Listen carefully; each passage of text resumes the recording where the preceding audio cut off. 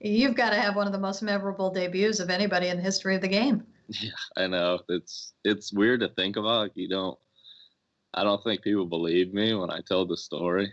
Yeah, like if they didn't actually like see it or hear it from somebody, and I tell them like, okay, like that's funny, like that'd be an awesome debut. I'm like, no, it really was. But yeah, it was. I mean, every time I think back on it, it doesn't seem real to me even. And you always like forever I dreamed about making my debut, and I pictured it happening. And when I got drafted by the Mariners, I pictured it happening at T-Mobile. I pictured it happening in front of Mariners fans. Or in a ballpark in the United States, and then. Yeah, I remember in 2000, at the end of 2018 was when it came out, or no, whatever it came out that the Mariners were going to go to Japan and play the A's. I remember thinking in my mind, like, I have to find a way to get on that. Like, I'll be getting towards the point where, like, I'll be close to making a debut if all goes well. Mm. And then I remember coming into that spring training, and it was like just on my mind, like, I have to get that 26 or 7 spot. Like and then Malik's got hurt that like right at the beginning. And I just like, I was like, I have to, like, this is an opportunity. I have to try and do everything I can. Like that's in my power and my control to try and make this happen. And then I somehow snuck on there. So. Well, you had an incredible spring. There's no question about that. And then you step in for Ichiro of all people. When did you know that you were going to be the guy that was going to go in and take his place in the game? I'm happy that we played those exhibition games against the Tokyo team because then I kind of got a picture of like, okay, like I'm that 4th or 5th outfielder, so I'll go in for Ichiro. So I mean, obviously I wasn't sure like when the actual game started if that was the plan, but just like kind of feeling the flow, especially like coming off the bench, like you want to try and feel the flow of like what the manager's thinking and right.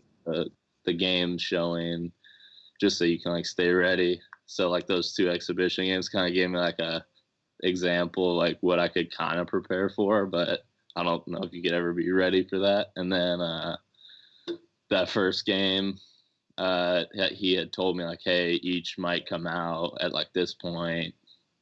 I don't exactly remember what the sub was in the first game, but it wasn't me.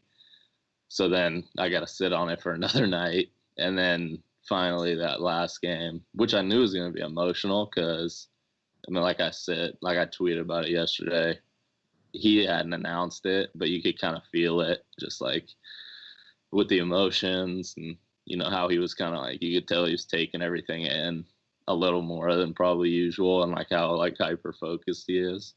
And then as the game went on, and then they told me, and I think it was like the 5th inning, they told me, hey, he's going to take one more at bat, and then you're going in. So I think it would have been like in the 6th I would go in.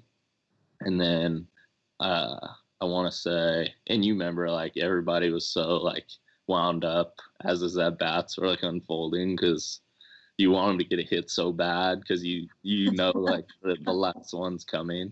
Right. And I think he made an out, and then he came back in, and I could see him say something to Scott, and he was like, I think he was saying like, hey, I want another, like give me one more.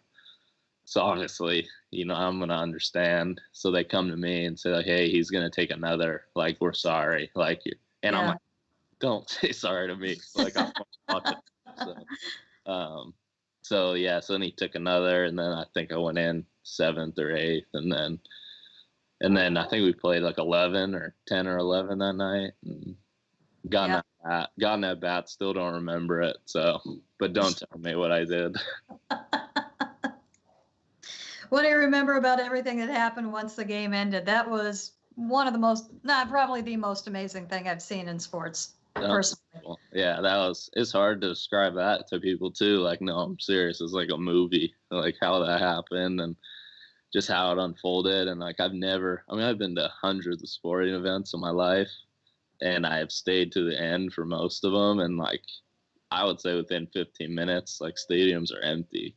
Right. For it to be like 45 to an hour later, and there's still like 35,000 people in there, all for him is just crazy. But it shows like what a figure he is over there.